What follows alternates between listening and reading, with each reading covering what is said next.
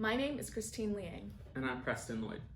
In 2011, rumors were spreading of Osama bin Laden's death. On the internet, a graphic photo went viral. Bin Laden laying in a pile of rubble, bloodied and bruised in harsh lighting. The lower part of the photograph shows his partially opened mouth and graying beard. The upper half shows his wounds in detail greater than that of the rest of the photo, and there are unusual, abrupt shifts in the color of his skin. Across the world, numerous news outlets published the photo to prove his death, yet soon, people realized the photo was edited and fake.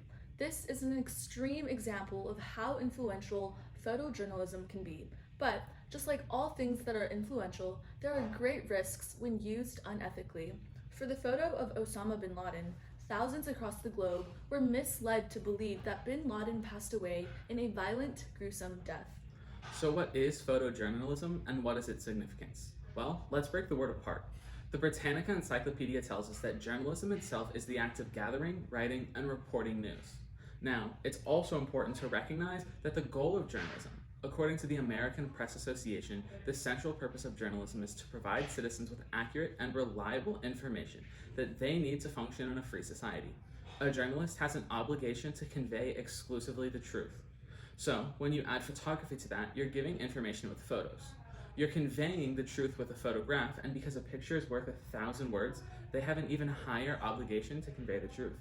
Essentially, photojournalism is when anyone employs images in order to tell a story, which can be political, innovative, advertising, or personal. However, with the technology that we have today, photographers frequently use software to edit their photos.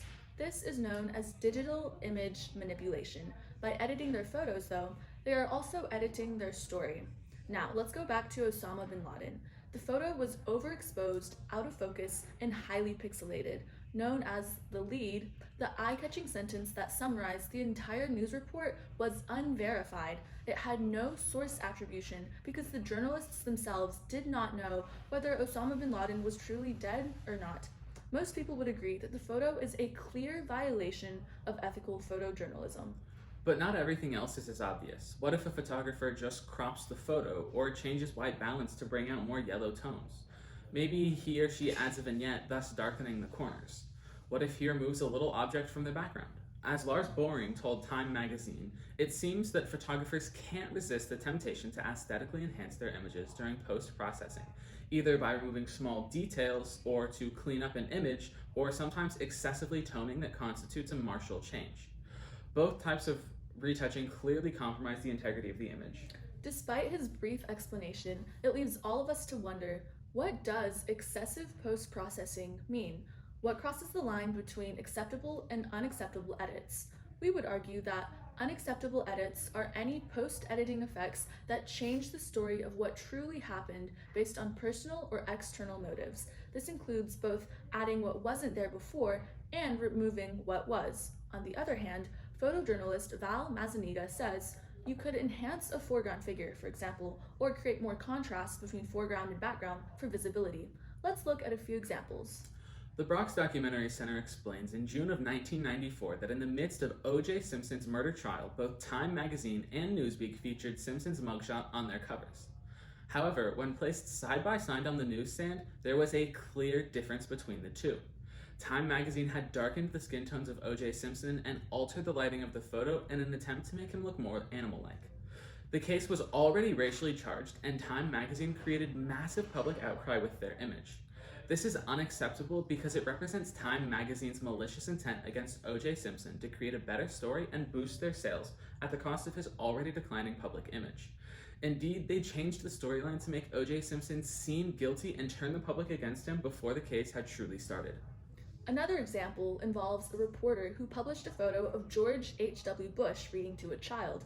However, in an attempt to discredit Bush, someone edited the image and flipped the book upside down in his hands. This photo was used to portray him as unintelligent and unaware. Given that falsified photojournalism is common in politics, it can often shift elections under false pretenses. Thus, because the photograph no longer reflected the truth, moving objects in a photo is not ethical. From these examples, we see that the effect of the edits and the intent of the photographer are very important. If the photographer highlights anything but the truth, it is unethical. Our solution to this problem is new legislation that requires all photo edits to be labeled beneath the image and what was changed as a result. Also, the law should require the photographer to make the original photograph available for anyone interested. This enables photographers to make images the way they see fit while ensuring the public is still aware of the intentions and the changes of the photograph.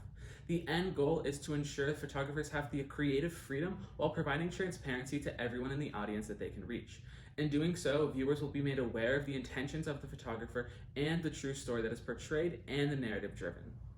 However, this is an ambitious solution because creating laws is never easy. For this solution to work, it will need public support and a large amount of political capital. This will happen in two ways. First, an education campaign to garner support from the public and media.